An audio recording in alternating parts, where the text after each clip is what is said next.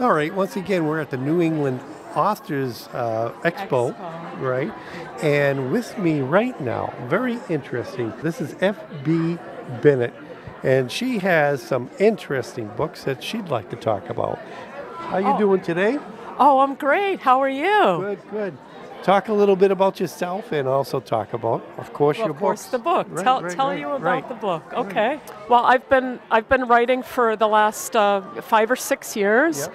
and my first book was a murder mystery over here called Saturday Night Dead.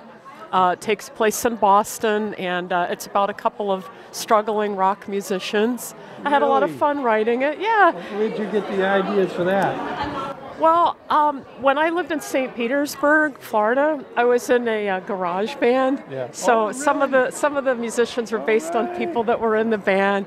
Yeah. The first band was Do they know that? Yeah. Probably not. But They do now. yeah. Yeah, it was a lot of fun to do. So it was basically like, a couple of poor, struggling college-age guys, and they put a band together. That's what this is about. Yeah. And then there's some murders going on at college campuses in and around Boston. So who did it? Who done it? But my most recent work is Trouble at Harry's, which is a frank, funny inside look at the grocery business, and it's also based on the Market Basket Boycott of 2014. So it has many. It's actual coworkers of mine, plus actual customers and managers whom I interviewed. Most of everything is true, except names have been changed, including the franchise, which is known as Hungry Harry's. I see. Yes. Very good.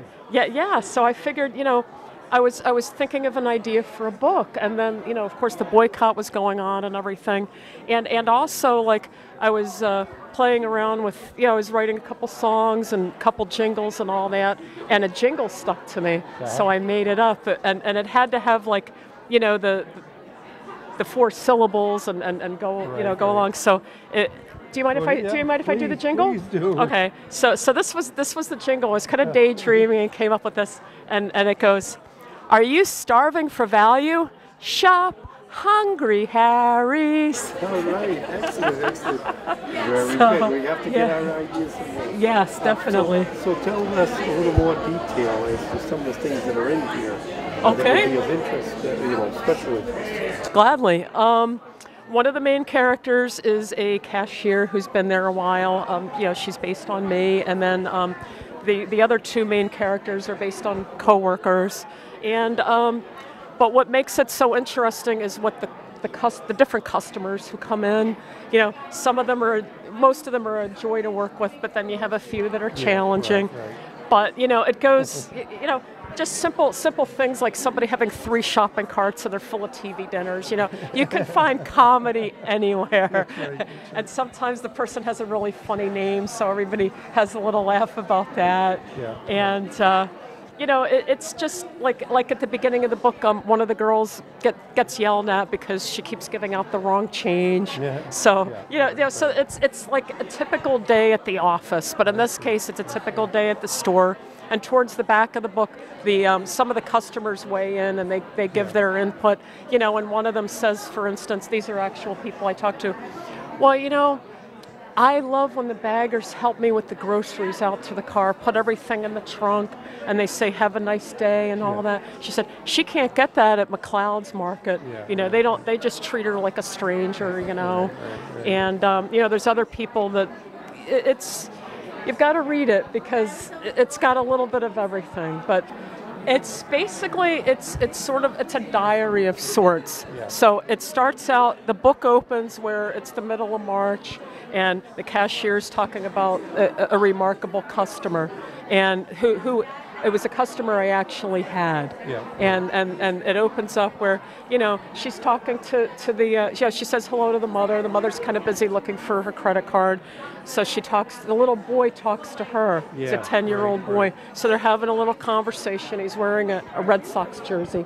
So she says to the boy, "Oh, well, are you going to be going to a Red Sox game, when the season opens?" And he says, "Well, I'm not really sure because I have to see how my next round of chemo goes.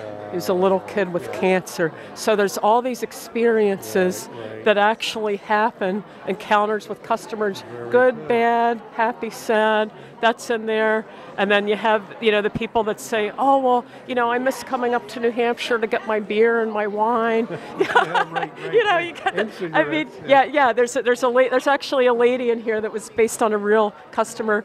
And she says, me and my sisters come up every Saturday, not Saturday, Saturday, because they're from Somerville, not Somerville, Somerville. So like we come up every Saturday to get our cigarettes, and then we make a day of shopping out of it. We stop at all the clothing stores and so on. We can't do that anymore. We go to a convenience store. It's just not the same. and it's also a commentary on like some of the songs they play on the radio, and some of the cashiers are like singing along with the music. How long has this book been out? It got released at the end of October. Okay. So and it's available on Amazon.com, BarnesandNoble.com, Kobo.com, Apple iBooks, and also Goodreads.com. Very good. As one of my readers gave me a review, it's literary comfort food. It's not a tough read. It's a nice. It's like watching your favorite sitcom on TV.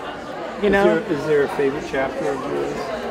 I would say one of my favorite chapters is when Harry D does the "Welcome back, we are back" speech. Yeah. Okay. Because that took it was like painting a picture. You've got the the giant headquarters supermarket parking lot.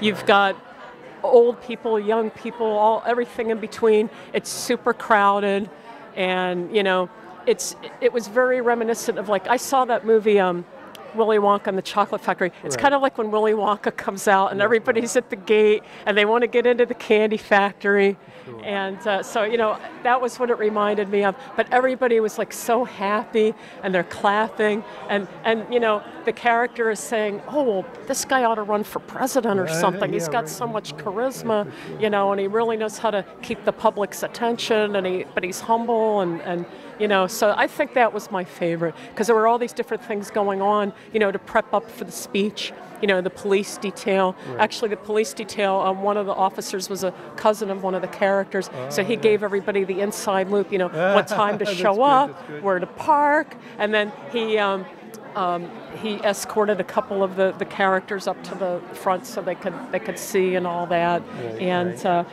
there's a few surprises in there, but most of it is pretty much true to fact. Anybody who wants to be an author who hasn't done it yet, yes. What are some of the suggestions now that you have a little more experience with writing books? That's a very good question. I would say. You don't have an answer. Well, I have sort of an answer. Okay, my sort of answer would be, unless you're a fantasy or science fiction author, write what you know. Okay, that's true too. Take your own experiences, and also try to have a little sense of humor, and because I love. I made some jokes in here. There's inside jokes. There's it's kind of like that show, The Office, only it's a grocery store setting and it's a little cleaner. This is for 13 or 14 and up, PG-13 book. So a high schooler can read it, junior high.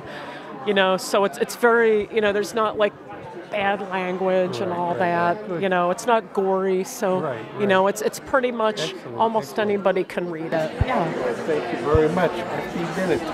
Thanks for talking to us. Thank you. All right, my pleasure.